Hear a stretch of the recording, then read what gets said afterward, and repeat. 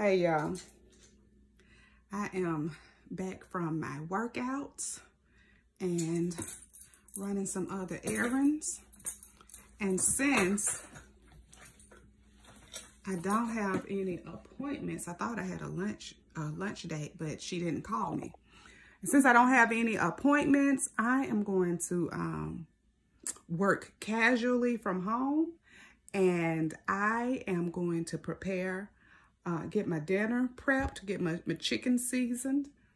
But as I was unlocking the door and recounting some recent events, the word for today that I'm going to bring to you, the encouragement for today that I'm going to give to you is pick your battles, but when necessary, get on into battle. And the reason I say that is because I am a battle picker. I have learned over the last few years, most especially, to pick your battles. That even if you, a good snap, you can snap them up, you can read them, you can clap back. That even if you're, a wordsmith and witty AF, that those small battles even take something out of you. You get tired. You get battle worn. And so I have learned from two people. My mother is a very wise woman. And one thing she told me many years ago that has stood the test of time and MFs is, if you want to really show a MF how you feel about them, ignore the natural shit out of them. Ignore them. Ignore them until they talk about you so much that they begin to look crazy because you never have a response. You never have a reply. And my mother told me that many years ago. I can't remember what the situation was, but she always said, if you wanna really get in somebody's goat, ignore them. Turn your attention away from them. I'm gonna tell you who else does this exceptionally well and has proven my mother right. And that is the grand dame that is Oprah Winfrey. Now, do I believe Monique in her complaints with Oprah and all the other people she's mad with, Lee Daniels, Tyler Perry, I don't know who else because it's been so long ago. I do believe that there is some validity to what Monique is saying. However, Oprah, to my knowledge, ain't parted her lips about that situation. And so as a result of Monique keep harping on it and not leaving it alone, even though it may be true, even though Monique may be telling the truth, the fact that Oprah hasn't come off of her throne to even kind of sort of hints at a response makes Monique look crazy. Oprah just ignores her. And she ends up looking crazy. So, hopefully, they get it all worked out. But it lends great credibility to the lesson that my mother told me. So let me get on into this a little bit more, dig into this a little bit more. Pick your battles.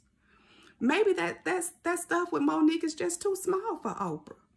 And Oprah's like, man, look, I'm not going to deal with that. So weigh out what's at stake there. Weigh out what is going to cost you and what is going to give you to enter into that battle. If it's nothing, if it's just the point of being right, if it's just to save face, if it's just to provide a response to the onlookers and nothing else substantive come out of it, fuck that. Leave it alone. Ignore it. Leave it alone. But there comes a time. The flip side of that coin is there does come a time there is a time to every purpose under heaven, and there comes a time to respond to an offense. And I was just reflecting on something that happened to me recently. Now, I had Sunday, and I think I made a post about this, made a little brief video about this. Sunday, I was offended in one of those small Oprah Winfrey, Veronica Neely type of, I'm not even going to lower myself to this type of situations. And so I just let it roll on, because in the greater, grander, bigger scheme of things, it was absolutely nothing. But there was another offense that was so obviously intentional and so obviously blatant and flagrant.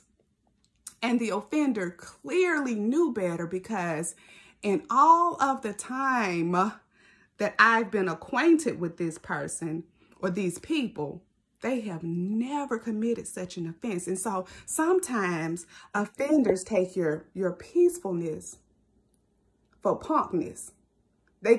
You're peaceful, so you got to be a punk. You're kind, so you got to be crazy.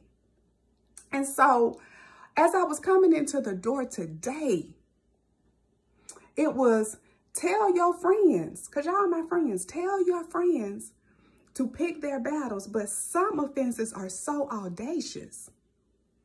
Certain offenses are so audacious, you can only meet that audacity with audacity of your own. And baby, that's what I did. And it was humble, and it was kind, and it was corrective. But there was a undertone, not very far up under. It had a very thin veneer laid over, do not fuck with me. Sometimes you have to match audacities. And I'm going to tell you that. So be of the mindset that you're going to determine which is which. Because all of this rolling over, sometimes it becomes a form of false humility. God raised up warriors. The people of God sometimes got into some scuffles. And, you know, there was a bloodletting or 2 or 10 or 20. David couldn't even build the temple because his hands were so bloody. So, hey, sometimes you have to get in there. Every battle is not worth fighting, but the ones that are, get in there and just take their whole head off. And do it lovingly if you can. If not, you know, hey, go for it. Y'all have a good day. I got to get to work, and I appreciate you listening. Bye.